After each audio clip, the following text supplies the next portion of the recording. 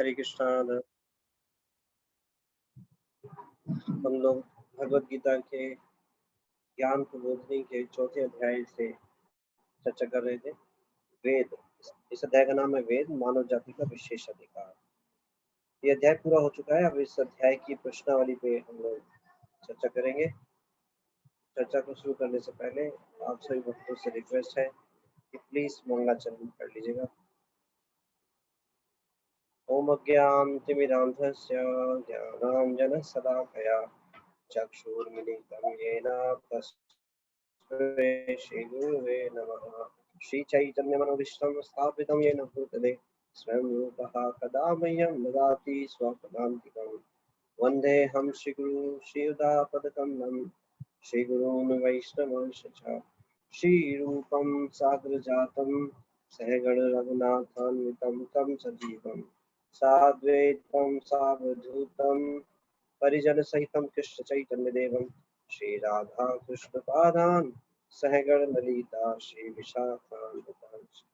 हे कृष्ण करुणा सिंधु दीनबंधो जगतपते गोपेश गोपिकाकांत राधा कांत नमोस्तुते। तप्त कांचन गौरांगी राधे वृंदावनेश्वरी विश्वभानुसुते देवी प्रणमामि हरिप्रिये। वाञ्छाकल्पतरुभ्यश्च कृपा सिन्धुभ्यैव च कृपा पतितनां पावनेभ्यो वैष्णवेभ्यो नमो नमः। जय श्री कृष्ण चैतन्य प्रभु नित्यानंद श्री अद्वैत गदाधर शिवासादि गौर भक्तवृंद।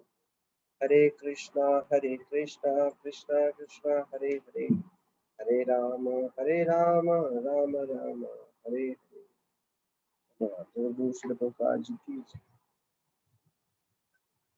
भगवद गीता ज्ञान प्रबोधिनी अध्याय 4 वेद मानवता का विशेष अधिकार। इस अध्याय की प्रश्नावली पे हम लोग चर्चा करेंगे। इस अध्याय को ऑलरेडी पढ़ चुके हैं। तो प्रश्नावली इस प्रकार से है। भगवद गीता प्रारंभिक प्रश्नावली 4। पिछले 3 अध्यायों में 3 प्रश्नावली को हम ऑलरेडी कर चुके हैं और साथ ही साथ भगवद गीता के ऊपर आधारित भी प्रश्नावली साथ साथ कर रहे हैं। तो इस अध्याय को जो हमने पढ़ा, इस अध्याय पर आधारित ये कुछ प्रश्न है। इसमें टोटल 10 प्रश्न हैं और इस प्रश्नावली में 3 भाग हैं, का खा गा। पहले भाग में 10 प्रश्न हैं, दूसरे भाग में 2 और तीसरे भाग में भी 2 प्रश्न हैं। टोटल 14 प्रश्न हैं। तो पहला प्रश्न है, वेदों के 4 भौतिक पक्ष कौन से हैं? वेदों के 3 आध्यात्मिक पक्ष कौन से हैं? तो इस अध्याय में हमने पढ़ा था जो वेद है उसके भौतिक पक्ष क्या है, और साथ ही साथ ये भी पढ़ा था कि वेदों के 3 आध्यात्मिक पक्ष भी है। कौन से हैं? Please raise your hand.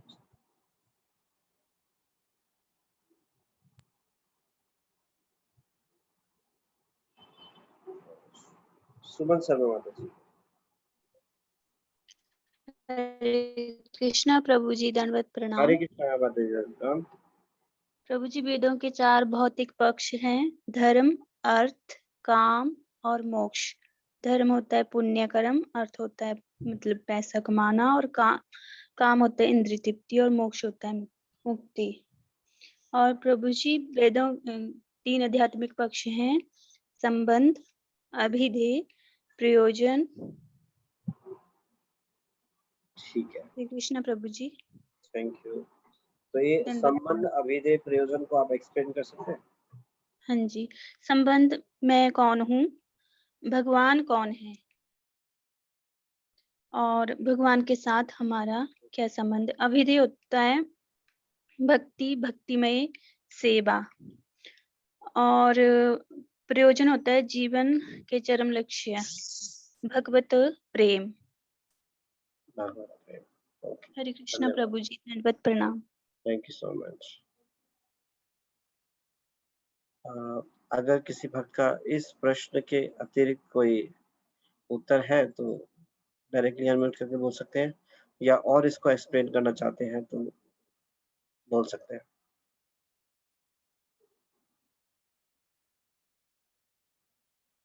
हरे कृष्ण प्रभु जी। हरे कृष्णा दंडवत माता प्रणाम। जी। यस माता जी। प्रभु जी वो काम, अर्थ, धर्म, मोक्ष आप एक बार वापस एक्सप्लेन कर देंगे क्या? समझ नहीं आ रहा है थोड़ा। ओके, धर्म अर्थ काम मोक्ष, है ना? ठीक है। जी प्रभु जी। हरे कृष्ण प्रभु जी, दंडवत प्रणाम। ओके माता जी, हरे कृष्णा। तो ये भौतिक पक्ष वेदों में जो ये 4 भौतिक पक्ष हैं, धर्म अर्थ काम मोक्ष, अंतिम लक्ष्य है वेदों का कृष्ण तक जीवात्मा को पहुंचाना, ये अंतिम लक्ष्य है। लेकिन सभी जीवात्माओं जो हैं अलग अलग चेतना के स्तर पे हैं, तो उनके हिसाब से अलग अलग स्तर पे अलग अलग इंस्ट्रक्शन शास्त्रों में दी हुई है।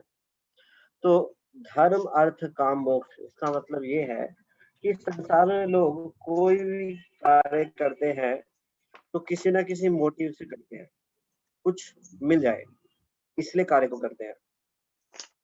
तो ऐसे व्यक्तियों को अहेतु की भक्ति या कृष्ण प्रेम के भगवान की संतुष्टि के लिए कार्य करना वो ज्यादा समझ में नहीं आता।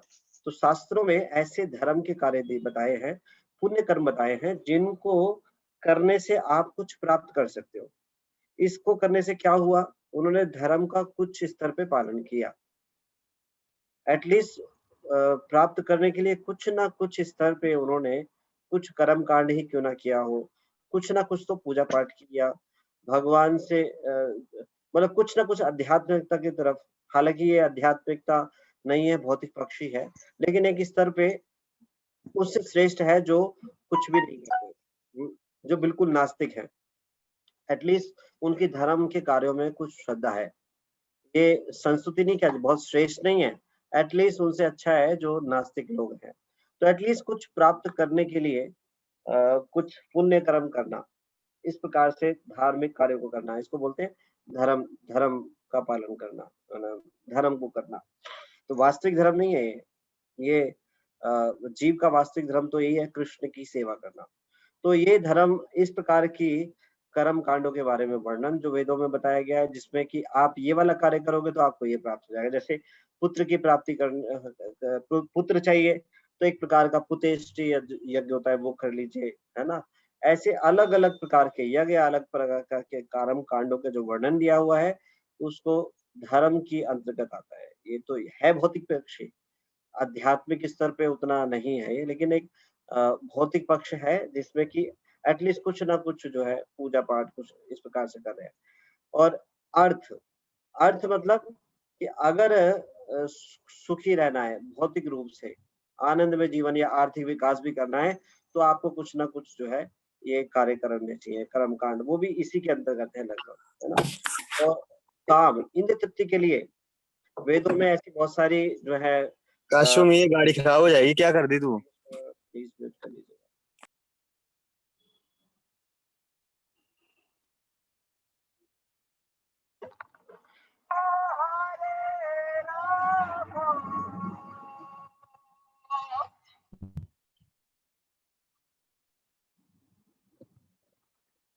भौतिक संसार में इंद्रिय तृप्ति की डिजायर करना, उन डिजायर पूर्ति के लिए कुछ ना कुछ जो है धार्मिक कार्य करना, ये तीनों एक प्रकार से एक ही में थोड़े से अलग अलग स्तर पे है। जैसे किसी कार्य को करना, किसी लाभ के लिए करना, कुछ इच्छा पूर्ति के लिए करना, ये हो गया। और दूसरा अर्थ, कुछ धन की प्राप्ति हो जाए तो ये अर्थ के अंतर्गत आता है। इस प्रकार से धार्मिक कार्य करना, और कुछ इंद्रिय तृप्ति के लिए कार्य करना, कुछ इच्छा पूर्ति हो जाए, कुछ इंद्रिय तृप्ति हो जाए, इस प्रकार से कुछ भौतिक मतलब ये इंद्रिय तृप्ति कार्य करना, या कुछ धर्म का पालन करना इंद्रिय तृप्ति के लिए, तो ये सब काम के अंतर्गत आते हैं। जब सब इनको प्राप्त करने के बाद वो जो भी उसको मिलता है वो क्षणिक सुख होता है। तो जो बुद्धिमान व्यक्ति होता है उसको ये समझ में आता है कि जो भी कुछ मुझे मिल रहा है धर्म अर्थ काम से, वो सब क्षणिक है। तो वो फिर मुक्ति की ओर अग्रसर होता है। मुक्ति मतलब इस सब परेशानियों से मुक्त हो जाना, कि अल्टीमेटली मेरे को सुख नहीं मिल रहा, इन संसार की वस्तुओं से मेरे को सुख नहीं मिल रहा, तो क्या हो, इन सब झंझटों से मैं बच जाऊं, मुक्त हो जाऊं। तो ये थोड़ा सा ये उस भौतिक पक्ष से ये तीनों इस तरह से श्रेष्ठ है कि एटलीस्ट इस थोड़ा समझ में आ गया कि संसार में जो भी प्राप्त कर रहे हैं वो क्षणिक है और सुख नहीं है। तो मुक्ति की ओर बढ़ा जाए। तो यहाँ इस स्तर पे आने के बाद आगे दिव्य स्तरों को या दिव्य ज्ञान को समझा जा सकता है। तो ये 4 जो है इस प्रकार से है, धर्म अर्थ काम मोक्ष। मोक्ष श्रेष्ठ है 3 चीजों से, धर्म अर्थ काम। ये तीनों इंद्र तृप्ति या कुछ धन प्राप्त करने के लिए या कुछ ना कुछ प्राप्त करने के लिए धार्मिक अनुष्ठानों को करना, ये तीनों उसके अंतर्गत आते हैं। और मोक्ष है कि इन सबको करते हुए जो इनसे ऊब जाता है या समझ जाता है, जो बुद्धिमान है, वो मुक्ति की ओर अग्रसर होता है। तो ये 3 भौतिक पक्ष है। मुक्ति को भौतिक पक्ष इसलिए बताया है क्योंकि ये हाईएस्ट नॉलेज नहीं है। इस स्तर पे आने के बाद आप समझ सकते हो दिव्य स्तर के ज्ञान को। जो इस स्तर पे है ही नहीं, जो केवल इंद्रिय तृप्ति में लगा हुआ है, वो नहीं समझ सकता। तो मुक्ति की एटलीस्ट जिसकी डिजायर हो रही है, वो समझने का प्रयास कर रहा है कि ये संसार क्या है, इस संसार में इन कष्टों से कैसे बचा जाए। तो इस प्रकार के जो मार्ग के बारे में बताया गया है, मुक्त हो जाना इस संसार में से, तो वेदों में जो इसका वर्णन किया गया है वो मुक्ति या मोक्ष के इस पक्ष के अंदर आता है। ठीक है, खुशी माता जी, आपको ये क्लियर हुआ? जी Prabhu ji, thank you Prabhu ji. Sorry माता जी, कोमल सिंह माता जी। ठीक है, तो ये था। ठीक है, थैंक यू। तो नेक्स्ट प्रश्न की ओर बढ़ते हैं। आध्यात्मिक पक्ष बताया था, संबंध, अभिधेय और प्रयोजन, इसके बारे में चर्चा पहले कर चुके हैं। तो आप में से कोई एक बार इसको एक्सप्लेन कर सकता है दोबारा? हैंड रेज कर सकते हैं या फिर डायरेक्टली बोल सकते हैं। सोनल माता जी। हरे कृष्णा प्रभु जी, दंडवत प्रणाम। हरे कृष्णा माता जी। प्रभु जी, वेदों के 3 आध्यात्मिक पक्ष हैं। संबंध सबसे पहला, उसमें ये है कि मैं कौन हूँ, भगवान कौन है और भगवान के साथ हमारा क्या संबंध है, इसको समझना। दूसरा है अभिधेय, ये है कि भक्ति में सेवा, भगवान की सेवा में किस तरह से लगा जाए, वो अभिधेय है पक्ष। और प्रयोजन है कि जीवन का चरम लक्ष्य है ये कि भगवत प्रेम प्राप्त करना। क्योंकि पहले हम ये समझ लें कि मैं कौन हूँ, भगवान कौन है और मेरा संबंध क्या है उनसे, फिर उनकी भक्ति में सेवा में लगा जाए और फिर उनका प्रेम प्राप्त करना। ये 3 आध्यात्मिक पक्ष है। ठीक है, थैंक यू। हरे कृष्ण। तो ये 3 आध्यात्मिक पक्ष हैं जो वेद हैं, इन 3 विभागों में बटा हुआ है, संबंध, अभिधेय, प्रयोजन। तो 3 श्रेणियों के अंतर्गत है, जिसमें ऐसे ज्ञान को पढ़ने से जिससे हमें हमारा अपने आप के बारे में पता चलता है कि हम कौन है। हम इस संसार में अपने आप को सही समझते हैं, अब तक तो यही समझते आ रहे थे। तो भक्तों की कृपा से जब श्रवण करते हैं या शास्त्रों को पढ़ते हैं तो पता चला कि हम ये शरीर नहीं, आत्मा है। और भगवान कौन है, तो इतनी सारी कंफ्यूजन्स रहती हैं पहले, लेकिन शास्त्रों का क्लियर सार है, निचोड़ है और सभी एक कंक्लूजन है, कृष्णस्तु भगवान स्वयं, ये पता चलता है। तो अल्टीमेट कंक्लूजन क्या है वेदों का, यही है, कृष्ण परम भगवान है। तो वेदों को पढ़कर ये रिजल्ट, ये इस कंक्लूजन पहुंचना चाहिए जो है, कृष्ण परम भगवान है और हम उनके नित्यदास हैं। अब संबंध पता चल गया, तो संबंध में करें क्या, भक्ति, अभिधेय। What are the provisional action बताया था, what are the dos and don'ts.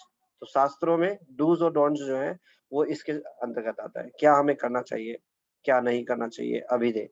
और इसको करने से क्या प्राप्त होगा, कृष्ण प्रेम। कृष्ण प्रेम जो है प्रयोजन है, हमारे जीवन का लक्ष्य यही है एकमात्र, प्रयोजन क्या है, कृष्ण प्रेम। तो ये 3 वास्तव में यही है। बाकी तो भौतिक पक्ष जो है वो जीवात्माओं को उस स्तर तक लाने तक है जिससे कि ये प्राप्त करे इस ज्ञान को। आध्यात्मिक पक्ष का जो ज्ञान है, संबंध, अभिधेय, प्रयोजन, ये जो है जो ज्ञान है भौतिक पक्ष का दिया हुआ है, वो इसलिए दिया हुआ है कि हर एक जीवात्मा उस स्तर पे नहीं होती, उस चेतना पे नहीं होती। तो एटलीस्ट उन्हें उस स्तर पे लाने के लिए कुछ ना कुछ उन्हें धार्मिक कार्यों में लगाना या कुछ ना कुछ पूजा पाठ में लगाना, इस प्रकार से उनको उस नास्तिक वाले स्तर से ऊपर उठाया जाता है। इस प्रकार से एक अप लेडर्स, मतलब सीढ़ी की तरह है, एक तरीके से लेडर्स की तरह है। ठीक है, नेक्स्ट प्रश्न पे पढ़ते हैं। नेक्स्ट प्रश्न है, उपयुक्त 2 श्रेणियों में क्या अंतर है। 2 श्रेणी कौन सी, भौतिक पक्ष और 3 आध्यात्मिक पक्ष। अब इन दोनों में अंतर क्या है ये एक्सप्लेन करना है।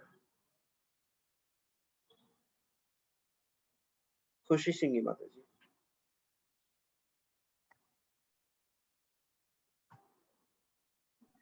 हरे कृष्ण प्रभु जी, दंडवत प्रणाम। हरे कृष्णा माता जी। प्रभु जी, भौतिक पक्ष हमें वैदिक निर्देशों में रहते हुए भौतिक इच्छाओं को पूरा करने की अनुमति के साथ मानव जाति को दिव्य मार्ग पर ऊंचा उठाने के लिए निश्चित किए गए हैं। भौतिक पक्ष हमें हमारा परम सत्य तक पहुंचने के लिए सहायता करते हैं, लेकिन आध्यात्मिक पक्ष हमें परम लक्ष्य तक पहुंचाते हैं, वेरी नाइस। जो कि कृष्ण प्रेम है। Very good. हरे कृष्ण प्रभु जी, दंडवत प्रणाम। कलावती माता जी आप कुछ। कलावती माता जी।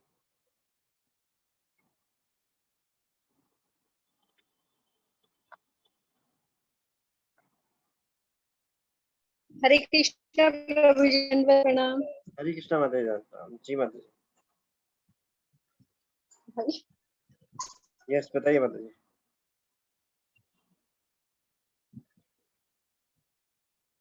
हरे कृष्णा प्रभु जी, दंडवत प्रणाम। हरे कृष्णा माता जी आपकी आवाज आ रही है माता जी, बताइए। प्रभु जी, मेरा भी वैसे ही कुछ है कि भौतिक पक्ष हमें जो अभी अभी आपने बताया कि जैसे जो नास्तिक है उसे थोड़ा ऊपर उठाने के लिए है, जो इस संसार में अपनी इंद्रिय तृप्ति की इच्छा करता है, तो भौतिक पक्ष ये बताता है कि शास्त्रों के अनुसार करे उसको। जैसे उसके भौतिक पक्ष धर्म अर्थ काम मोक्ष है, कि अगर वो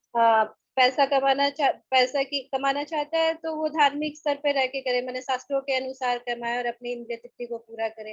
अगर काम जैसे इसमें शायद वो हो सकता है कि सम्मान, क्योंकि अगर वो धार्मिक माने जो भी अपनी काम की इच्छा पूरी करे वो धार्मिक कार्य करके उस हिसाब से पूरा करे। और आपने बताया कि मोक्ष उससे थोड़ा ऊंचा लेवल, हाईएस्ट लेवल है जो हमें मुक्ति तक पहुंचाता है, लेकिन वो हमें भगवत प्रेम नहीं पहुंचाता है। तो इसका कंक्लूजन यही निकलता है कि भौतिक पक्ष है जो हमें अपने परम लक्ष्य तक नहीं पहुंचाता है, जो कि कृष्ण प्रेम है, लेकिन आध्यात्मिक पक्ष जो है वो हमें अपने परम लक्ष्य तक पहुंचाता है, जो कि हमारा कृष्ण प्रेम। हम आत्मा है और आत्मा की सेवा माने परमात्मा के अंश की सेवा के लिए बना है। तो आध्यात्मिक पक्ष हमें ये सब सिखाता है, हमें हाईएस्ट लेवल तक पहुंचाता है। हरे कृष्णा प्रभु जी, धन्यवाद। Thank you so much. तो मेरा इसमें एक और प्रश्न है आप सभी से। ये प्रश्न है कि क्या किसी को आवश्यक है, जरूरी है भौतिक पक्ष, जैसे एक सीढ़ी पे हम चढ़ते हैं तो सीढ़ी पे एक स्टेप से चढ़ने के बाद दूसरे स्टेप पे चढ़ते हैं, तो क्या ये जरूरी है भौतिक पक्ष से होकर गुजरना किसी जीवात्मा को, ये आवश्यक है क्या? मतलब किसी को इसी स्तर से होकर जाना पड़ेगा तभी वो आध्यात्मिक पक्ष हो जाएगा? जैसे कि इसमें बताया भौतिक पक्ष पहले धर्म अर्थ काम इसका पालन करे और फिर मोक्ष पे जाए, फिर आगे बढ़े, फिर जाने संबंध अभिदे प्रयोजन। क्या ये जरूरी है ऐसा? आपका क्या विचार है? आप प्लीज अपना हैंड रेज कीजिएगा।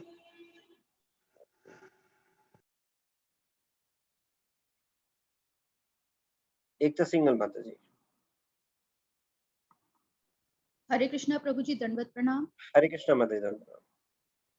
नहीं प्रभु जी, ये जरूरी नहीं है कि हमें आध्यात्मिक पक्ष के लिए या हमें भगवान को अगर जानना है तो हम भौतिक पक्ष को ही फॉलो करके जाएंगे, ये जरूरी नहीं है। जो भौतिक पक्ष है वो कहीं ना कहीं वेदों में इसलिए बताया गया है कि हम जो संसार में आए हैं तो सांसारिक जीवन तो हमने जीना ही है, तो लेकिन हम इन रूल्स को फॉलो करके इनके अंडर रह के हम चीजों को करें।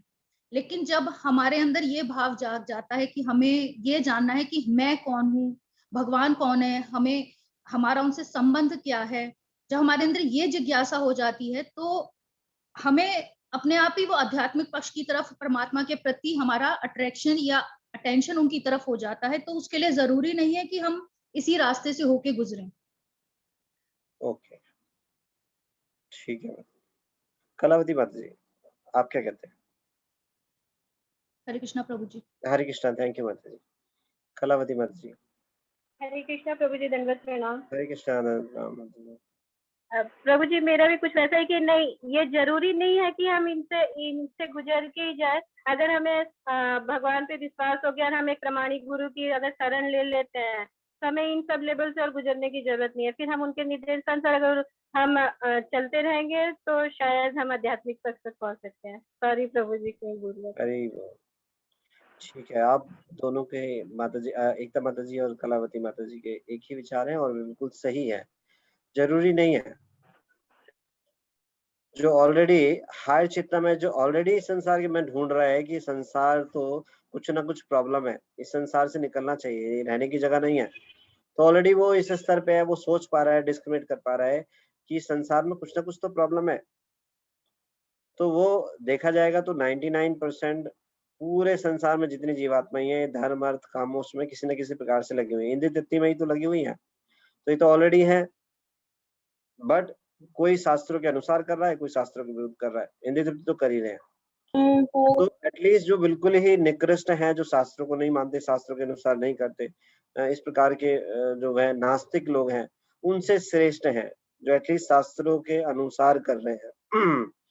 लेकिन जरूरी नहीं है कोई इस प्रक्रिया से होकर ही गुजरे तभी आध्यात्मिक स्तर पे ऊपर पहुंचेगा।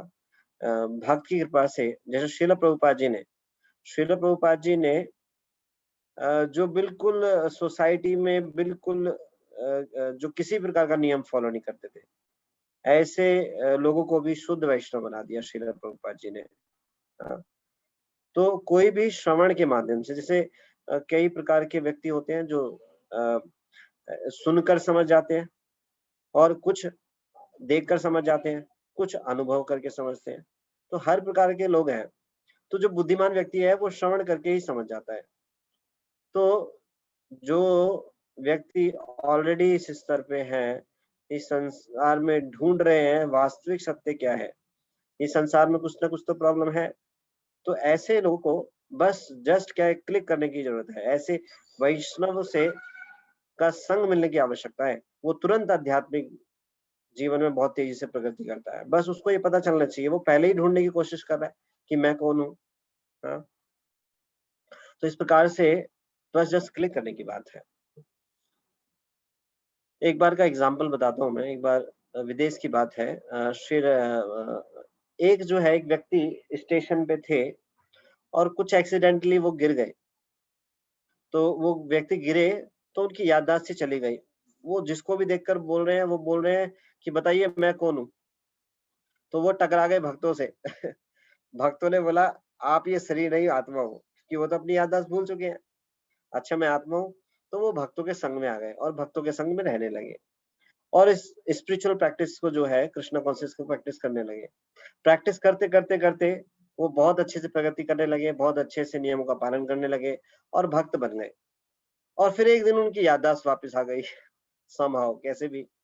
तो उनको याद आया कि मैं फलाना फलाना ऐसे व्यक्ति हूँ। और फिर उन्होंने प्रश्न पूछे भक्तों से कि मैं यहाँ कैसे आया, वो सब कुछ पूछा उन्होंने और फिर उन्होंने डिटेल बताई। तो फिर वो परमानेंट ही वहां रह गए। तो जस्ट एक एग्जांपल था कि कैसे किसी के जीवन में परिवर्तन आ जाता है। बहुत से लोग ऑलरेडी जिज्ञासु हैं, जानना चाहते हैं कि मैं कौन हूँ। ऐसे लोगों को जस्ट भक्तों का संग मिलने की जरूरत है। जैसे ही भक्तों का संग मिलता है वो तुरंत भक्ति में तीव्रता से आगे बढ़ते हैं। तो इस प्रकार से जो है जरूरी नहीं है कि इस स्तर से होकर ही गुजरा जाए।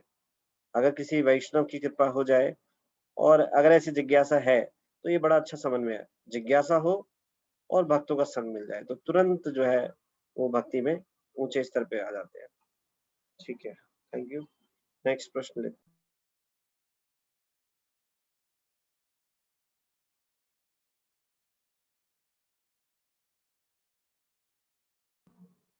हरे कृष्णा। तो नेक्स्ट प्रश्न लेते हैं।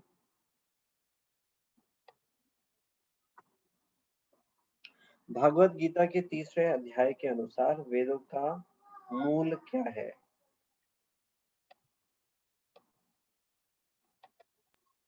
तो ये थर्ड प्रश्न है। भगवत गीता के 3रे अध्याय के अनुसार वेदों का मूल क्या है?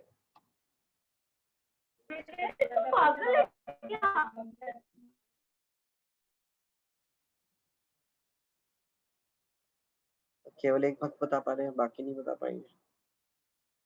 मैं दोबारा रिपीट कर रहा हूँ। भगवत गीता के 3रे अध्याय के अनुसार वेदों का मूल क्या है?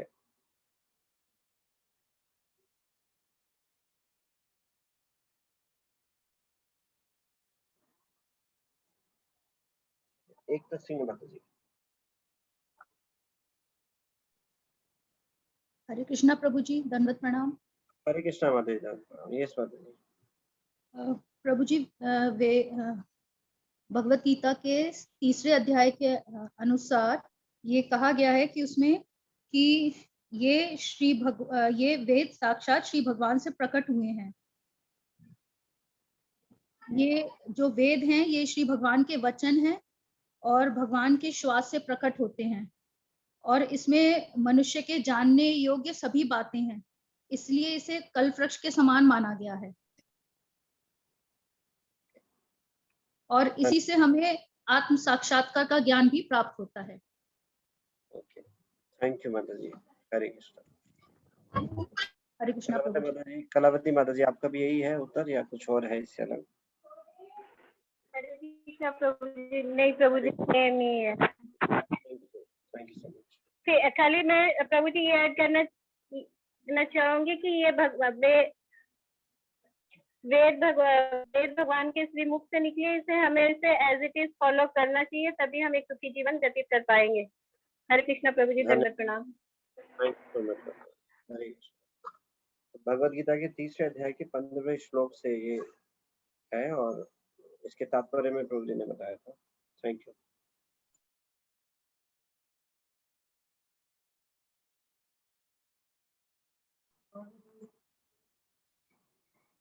Thank you. तो नेक्स्ट प्रश्न पे चलते हैं।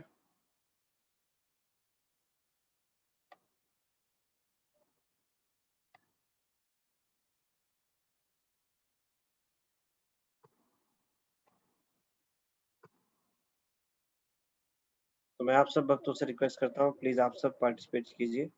आप सभी ने इस लेक्चर को सुना है जो प्रभु जी ने इस 4th अध्याय के ऊपर दिया है, तो आप सभी पार्टिसिपेट कीजिए। इससे क्या होगा, रिवीजन हो जाएगा और पक्के भी हो जाएंगे जो भी हमने सुना है। 4th प्रश्न है, श्रुतिधर कौन होता है? कलयुग के लोगों की 5 अयोग्यताएं क्या क्या है? प्रश्न मैं दोबारा रिपीट कर रहा हूँ, श्रुतिधर कौन होता है? कलयुग के लोगों की 5 अयोग्यताएं क्या है?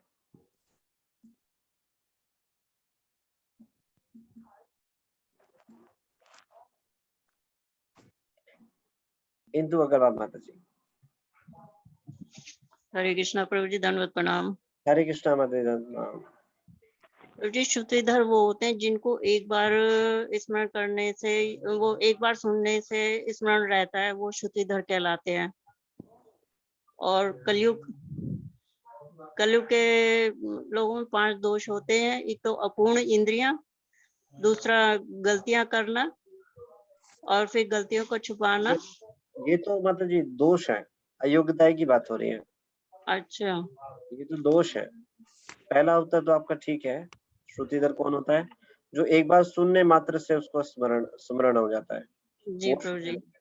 ठीक है, थैंक यू।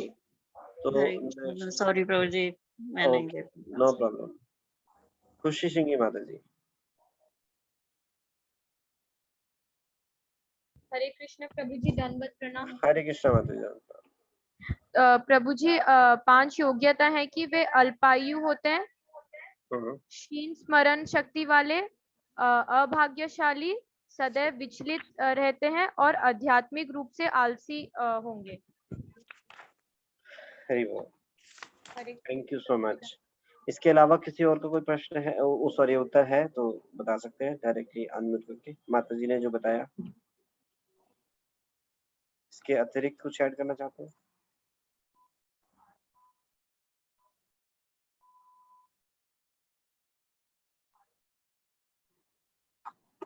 हरे कृष्णा, कुछ ऐड करना चाहते हैं? हरे कृष्णा प्रभु जी, दंडवत हरे प्रणाम। कृष्णा, दंडवत प्रणाम। यस माता जी। प्रभु जी, प्राचीन काल में लोग इतनी कुशाग्र बुद्धि और तेज स्मरण शक्ति वाले हुआ करते थे कि गुरु से एक बार श्रवण मात्र से ही सब कुछ समझ और स्मरण कर लेते थे। इसलिए उन्हें श्रुतिधर कहा जाता था। लेकिन वर्तमान युग जो है वो लौ युग है। तो कलयुग में सामान्य लोगों के लक्षणों का वर्णन 5000 वर्ष पूर्व ही कर दिया गया था।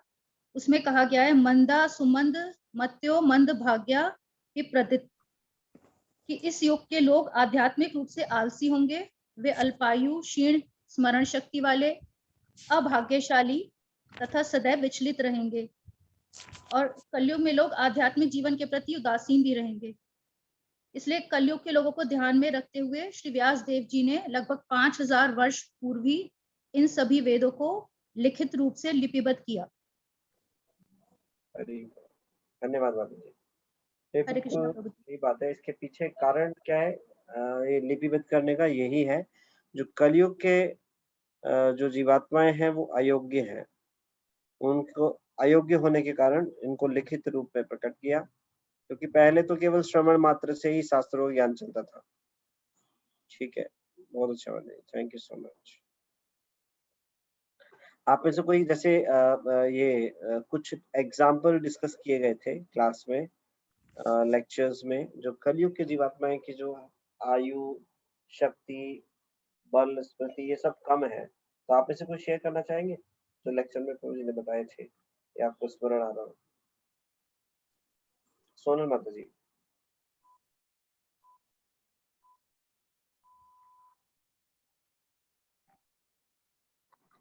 हरे कृष्णा प्रभु जी, दंडवत प्रणाम। हरे कृष्णा माता जी। प्रभु जी मेरी आवाज ठीक आ रही है? क्योंकि कुछ नेटवर्क प्रॉब्लम है इधर बिल्कुल अभी। क्लियर है माता जी।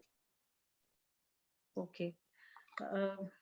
तो प्रभु जी, प्राचीन काल में लोग बहुत ही तेज स्मरण शक्ति वाले हुआ करते थे, जो एक बार श्रवण से ही सब कुछ याद कर लिया करते थे। जिस तरह से सुखदेव गोस्वामी जी ने अपने पिता व्यास जी से पूरी श्रीमद् भागवत एक बार ही श्रवण मात्र से सुन ली थी, और पूरी इसी तरह से उन्होंने फिर परीक्षित महाराज को सुनाई। देखिए कितनी तो अद्भुत बात है। श्रुतिधर वो होते, मतलब ये जी कितनी प्रभु अद्भुत जी। बात है। सॉरी माता जी, मैं बीच में बोल रहा हूँ। कितनी अद्भुत बात है। आजकल की बात करें तो ये किसी को विश्वास नहीं होगा, क्योंकि इतनी स्मरण शक्ति थी पहले। 18,000 श्लोक हैं भागवतम में, वो एक बार सुनने मात्र से उन्हें याद हो गए। कितनी स्मरण शक्ति थी। जी यस माता जी। जी जी। तो श्रुतिधर ऐसे लोग होते हैं जो एक ही बार श्रवण करने से पूरी तरह स्मरण कर सकते हैं। और जो इस कलयुग में अयोग्यता है वो है कि इस युग के लोग आध्यात्मिक रूप से आलसी होंगे, अल्पायु होंगे, क्षीण स्मरण शक्ति वाले होंगे, अभाग्यशाली तथा सदैव विचलित होंगे, और आध्यात्मिक जीवन की तरफ उदासीनता लेके ही जिएंगे। तो इसको हरे कैसे कृष्णा स्वीकार प्रभु जी। करें कि आध्यात्मिक रूप से आलसी होंगे? इसको कैसे स्वीकार करें, कैसे समझ सकते हैं? प्रभु जी, जो नॉर्मली देखा जाता है कि भक्ति की तरफ मनुष्य इतनी आसानी से आसक्त नहीं होता है। जो सांसारिक चीजें हैं, सांसारिक इच्छाएं हैं, उसकी तरफ बहुत आसानी से हम आसक्त हो जाते हैं, परंतु जब भक्ति की तरफ आए तो सब भागना चाहते हैं इससे। आसानी से कोई आसक्त नहीं होता है कि अरे नहीं, ये तो बहुत मुश्किल काम है, ये कौन करेगा, बहुत बोरिंग काम है। तो जो नॉर्मली जो जनरली एक चीज देखी है वो यही है कि आसानी से लोग भगवान की तरफ नहीं मुड़ना चाहते, भगवान कृष्ण को समझना नहीं चाहते, हम कौन है ये नहीं समझना चाहते। तो उदासीनता है प्रभु जी, इसी को उदासीनता कहेंगे कि इंटरेस्ट नहीं है। बाकी सारी भौतिक इच्छाओं के प्रति बहुत इंटरेस्ट है, मतलब भौतिक चीजों के प्रति उत्साहित है, लेकिन आध्यात्मिकता की तरफ उत्साहित नहीं है। जी उत्साही नहीं है, कोई रुझान नहीं है। ठीक है, इस प्रकार से आलसी है। Thank you. यस जी प्रभु जी, हरे कृष्णा। हरे कृष्णा। इंदु अग्रवाल माता जी, कुछ एग्जांपल देना चाहते हैं? इंदु अग्रवाल माता जी।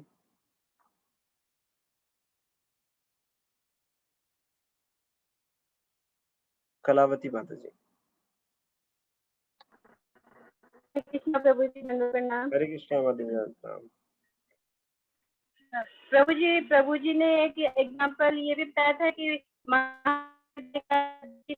जो 35 किलो की यदि में जो वो उस समय उठाती थी, तो कि आज पॉसिबल ही नहीं है वो चीज। वो भी एक लेडीज को थी, उन्होंने 35 किलो की तलवार उनकी थी, और उन्होंने बताया था कि महाराजा है जो कोई इतना ही नहीं। फिर प्रभु ने अपने नानी बोलते हैं कि उसे वो कि कोई अकेले ही उसको उठाया था, लेकिन आज 6 लोग भी उसको उठा नहीं सकते हैं।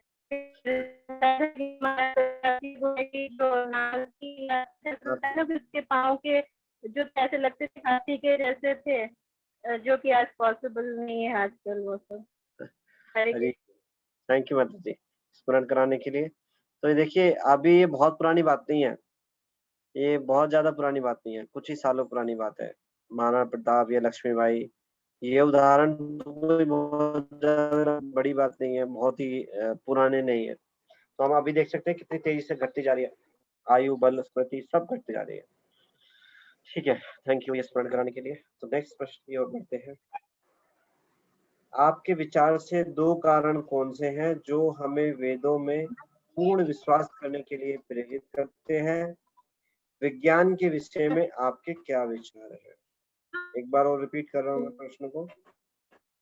आपके विचार से 2 कारण कौन से हैं जो हमें वेदों में पूर्ण विश्वास करने के लिए प्रेरित करते हैं? जो इस अध्याय में चर्चा किया था या जो भी आपको समझ में आता है, विज्ञान के विषय में आपके क्या विचार हैं?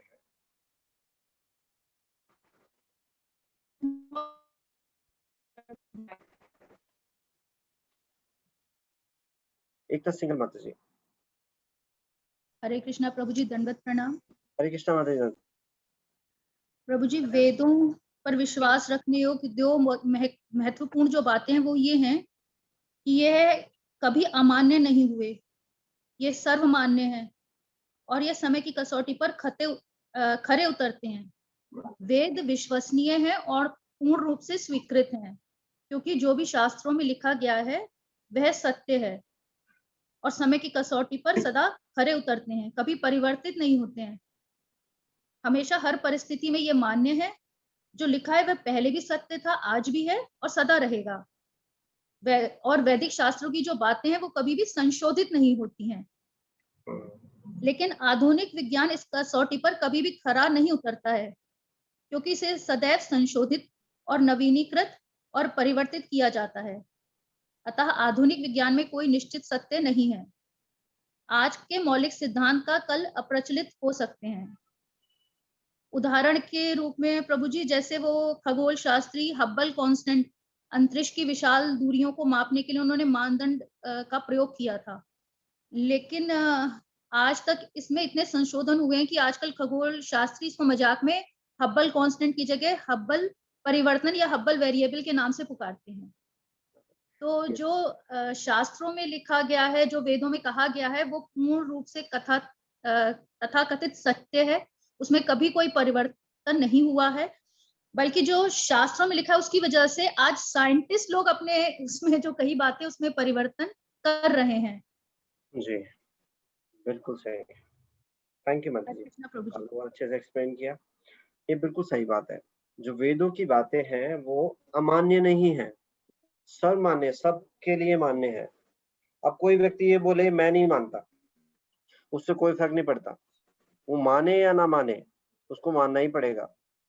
जैसे मान लो कोई एक देश में रहता है, कोई कंट्री के नियम होते हैं, तो नियम जो है वो सर्व जितने भी सिटीजन्स हैं उस देश के, वो उसके लिए मान्य है ही है। वो खुद से चाहे मना करे कि मैं नहीं मानता, तो क्या होगा, मत मानो। अगर कुछ नहीं मानेंगे तो जेल होगी, सजा काटनी पड़ेगी। ऐसे ही वेदों के जो नियम है वो सर्वमान्य है, सबके लिए है। कोई कहता है मैं नहीं मानता, जन्म मृत्यु जरा व्याधि, क्या उसके लिए रुक जाएंगे? उसको बार बार जन्म मृत्यु जरा व्याधि है, उसे इस साइकिल में घूमना पड़ेगा। आदि दैविक कलेश, आदि भौतिक कलेश, आदि आध्यात्मिक कलेश, आदि आत्मिक कलेश, इनसे बचेगा थोड़ी ना, सभी इससे, कोई भी इससे बचा हुआ नहीं है। तो वेदों में जो बताया गया है वो सब जो बातें हैं वो सब सर्वमान्य है, और इस संसार से निकलने का उपाय जो है वो जो बताया है वो एक ही जो उपाय बताया है वही है, सबके लिए वही है। कोई एक्सेप्ट करे या ना करे, नहीं तो इस संसार में फंसा रहेगा और दुखी रहेगा।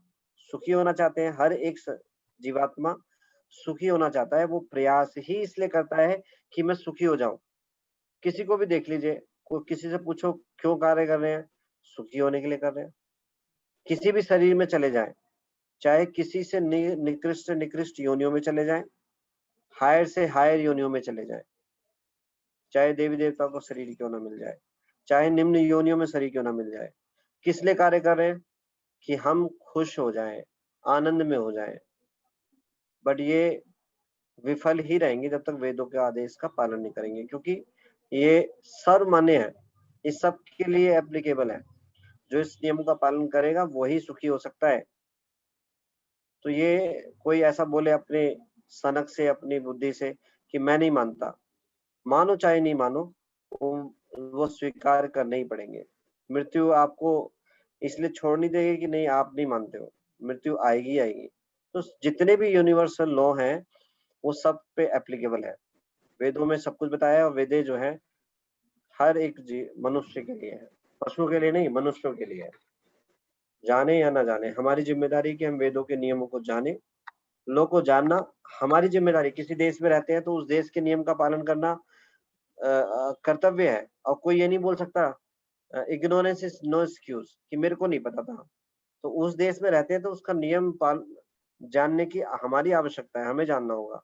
मान लो कोई इंडिया से अमेरिका में जाए और लेफ्ट हैंड की जगह राइट हैंड पे ड्राइविंग है वहां पे, और वो लेफ्ट पे ही करे तो उसका चालान कट जाएगा, वहां कोई एक्सक्यूज नहीं चलेगा। ऐसे ही इस ब्रह्मांड में हम रह रहे हैं, हमारी जिम्मेदारी है, इस मनुष्य शरीर हमें मिला है तो हमारी जिम्मेदारी है कि हमें इसे किस किस प्रकार से हम इस शरीर को यूज करें, क्या इसका पर्पस है इस शरीर का, ये हमारी जिम्मेदारी है जानने। पशु को नहीं बोला जाएगा, हमें बोला जाएगा। जैसे कि पिछले अध्यायों में चर्चा कर चुके हैं, रोजी ने एग्जाम्पल देके बताया था कि अगर कोई रेड लाइट पार कर दे, भैंस या कोई पशु पार कर दे या कोई कुत्ता पार कर दे तो उसको चालान नहीं जाएगा, लेकिन अगर कोई मनुष्य रेड लाइट को पार कर देगा तो उसको चालान लग जाएगा, उसको सजा मिलेगी। तो वेदों के जो नियम है सर्वमान्य है।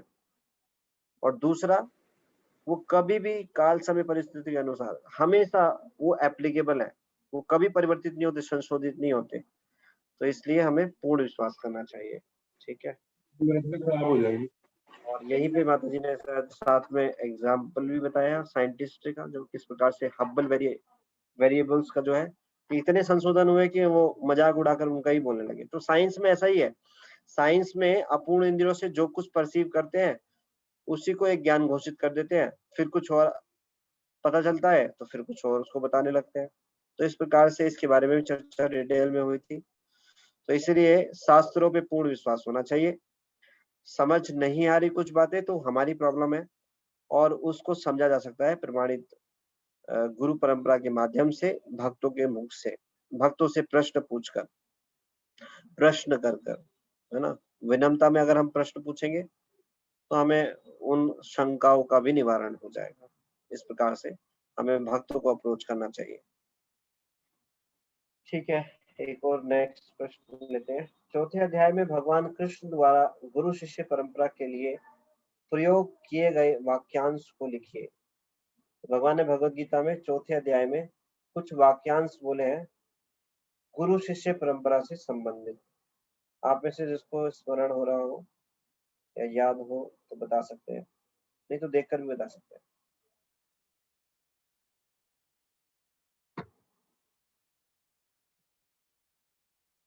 कोमल सिंह की माता जी।